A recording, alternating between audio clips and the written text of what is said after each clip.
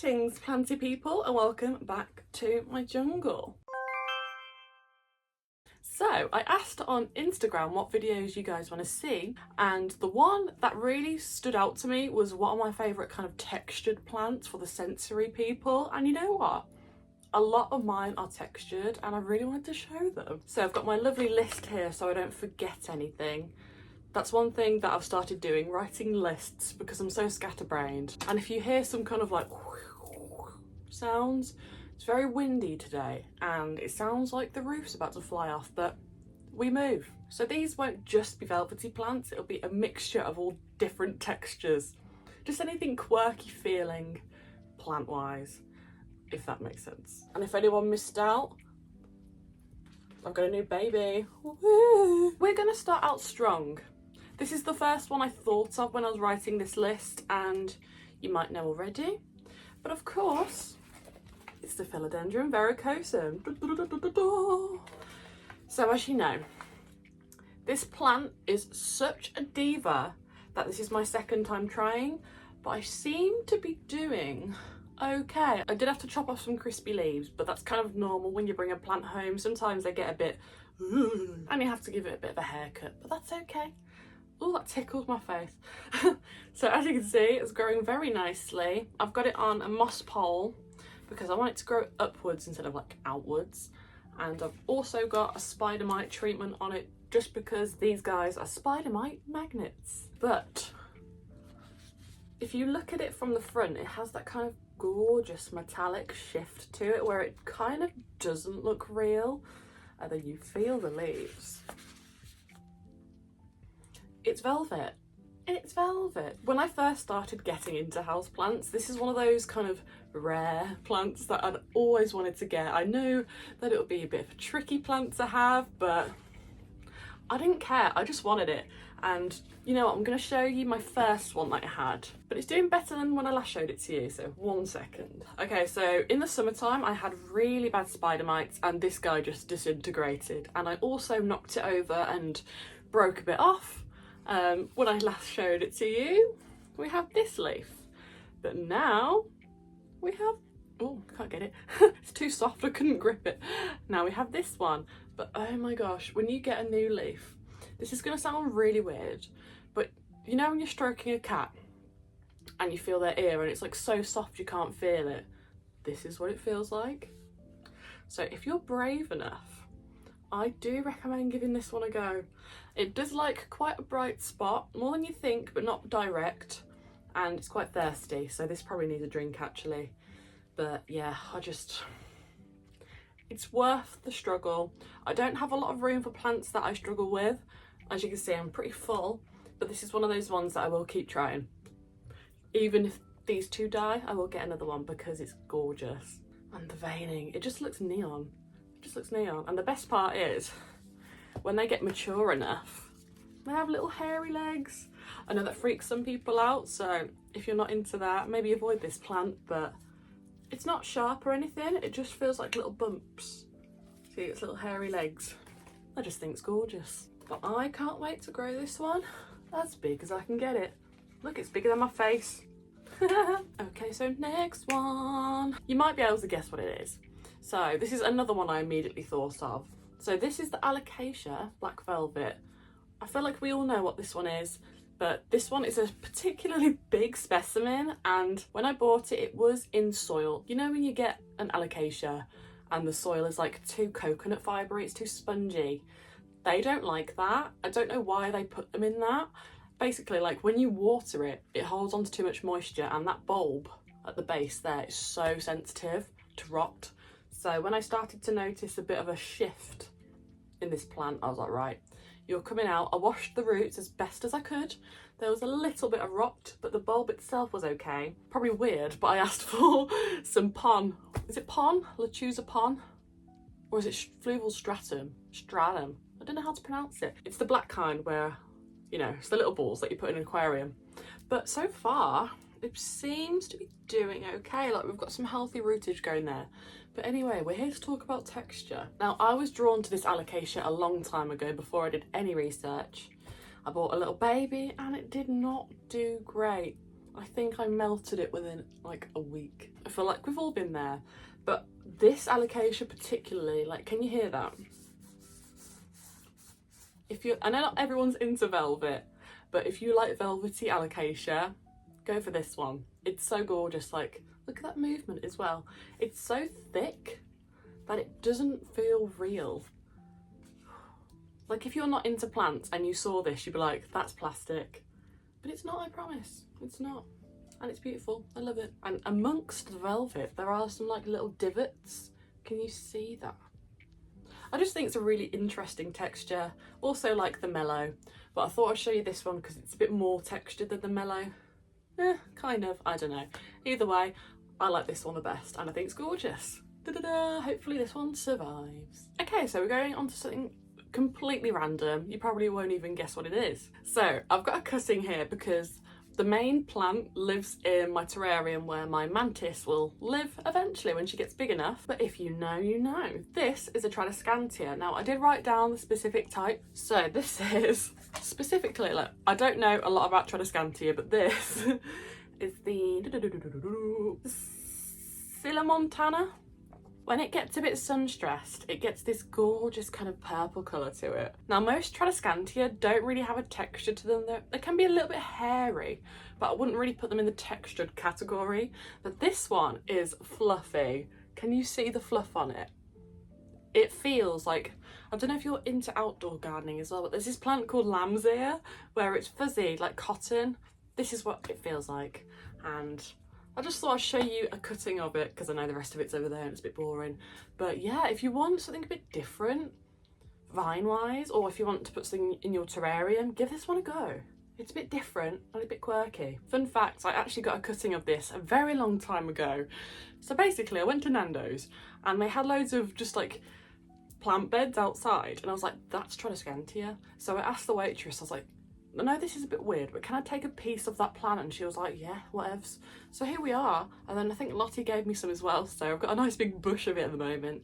It's really good for terrariums. It's so low maintenance and it's really soft, which is always a plus. Okay, next one. You can't do a textured plant video without the Begonia ferox. Now, I talk about this plant a lot because it's weird, it's quirky, and I've actually kept it alive. Now, I've got a pretty good track record with Begonia. I know a lot of people struggle with them, but I did do a Begonia video. If you're interested, you need some tips. But you might have seen this one on the interwebs. Just look at the spikes on it. Like, I fell in love with this one so long ago when I was looking on Pinterest. I was like, I must have this gothy spiky plant. At first I thought it was like AI or fake, but no, she's real. So I got this from the RHS show from Micro Exotics, I believe. Most people do keep these in terrariums, but I keep mine just behind me here. And because I've got so many plants here, the humidity in here is pretty decent, so I haven't really had an issue. I've had the odd like little scuff, but that was from bringing it back all the way from Malvern, which is a bit of a mission. And I do have my grow light above me here, so that does help brightness wise, because this winter has been so grey, like extra grey. But surprisingly, the spikes aren't sharp, they're just pointy, if that makes sense.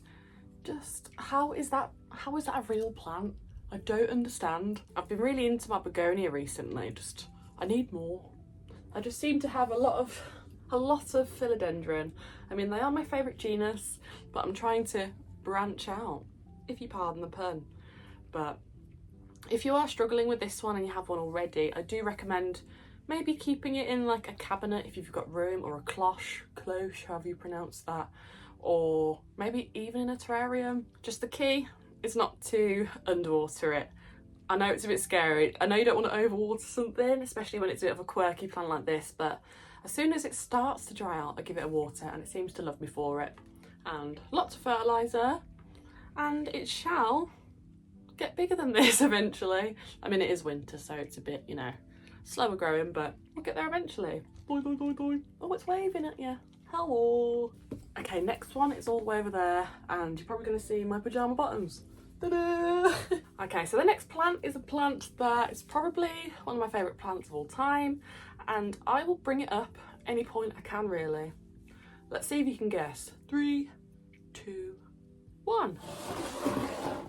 Of course it's Miss Jacquelineae. Oh my gosh. Are you surprised?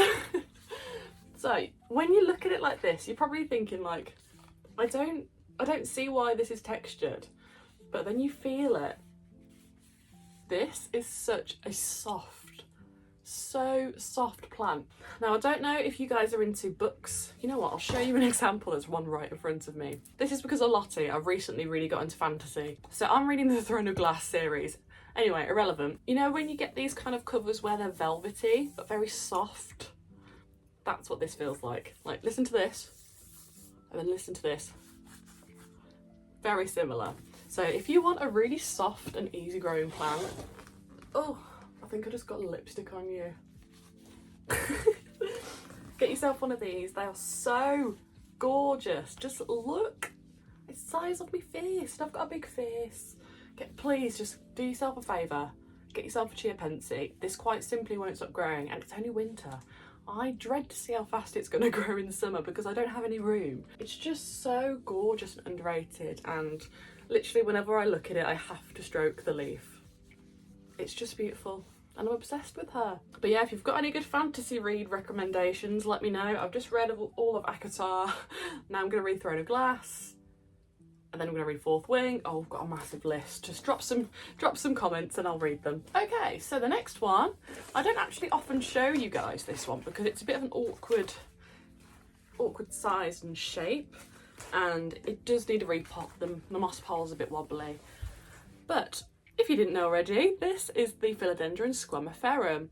Now, I got this a long time ago, so I got it from B&M. So if you're not from England, it's just like a massive shop of everything, basically, that kind of like cheap and discounted. It's great, but they sometimes have really cool plants. Now the reason why I bought this one, I don't know which leaf it is. Which leaf is it? It's slightly variegated. Do you see that? I know it doesn't look variegated, but it is, I promise. And I just needed a new philodendron anyway, and this one is super weird. Like, look at that. Do you see its little hairs? This is why I included it in the textured plant list, because that is ridiculous. It's soft, it feels like plastic, but it looks scary. This probably would freak out most people, so I understand if you don't like this philodendron, but it looks like the Florida green if it didn't shave its legs. And I'm totally fine with that. It's your body hair, do what you want, who cares? But this is such an easy philodendron. I did previously have one like 4 years ago, but I had the first thrip outbreak and she got eaten. I had to chop that one up, try and revive it, and then just cut my losses. And then I saw this one at B&M and I was like, whoa, win-win, chicken dinner. It's slightly variegated. Do you even see that? No. No one believes me, but that's fine. But I probably do need to repot this one soon. I just can't be bothered. It's so much work when it's a big plant like this and I have to vacuum everywhere. But if you want a really weird growing philodendron, get yourself one of these. I don't see a lot of people talking about them. Hello. Last but not least, I had to include another Alocasia. I mean, there are so many textured Alocasia. I just thought I'd keep it to 2, otherwise I felt like you'd get bored. Fine, fair enough. But this one is one of my recent ones that I bought, and that is the Jacquelineae. Now I kept this one till last because this is the most interesting feeling plant I own. Now if you've never had one or felt one, do yourself a favour, find a shop that has them and just feel it. Because it looks like it'll be velvety, right? But no, it's got these little hairs, do you see that? It feels a bit like stubble or velvet. Now, I'm actually quite shocked that I've kept this one alive so far. Pat on the back. And I'm very scared to water it because these guys rot like there is no tomorrow. But I just couldn't resist. I just couldn't resist the texture. I just want to have so many textured plants of all different feelings. Just, I don't know, it's just a bit of variety. It's like a bit quirky. I just like weird plants, and this is probably one of my weirdest plants I have. I did have a go at having a little baby one a few months ago. Melted. So maybe eventually I'll try this one in semi-hydro, but for now it seems to be okay. Touch wood.